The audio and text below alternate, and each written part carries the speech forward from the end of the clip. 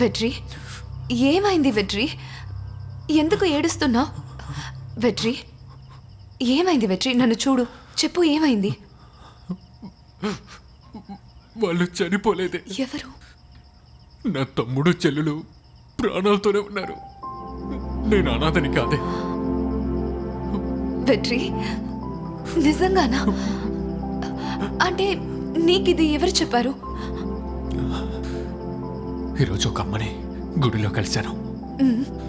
అవునా, 20 సంవత్సరాల క్రితం ఆ రోజు రాత్రి మా అమ్మ నాన్న బామ్మని చంపిన ఆ అంతకుడి దగ్గర నుండి నా తమ్ముడిని చెల్లెల్ని కాపాడి తీసుకువెళ్ళారంట. ఇప్పుడు వాళ్ళు ప్రాణాలతోనే ఉన్నారు.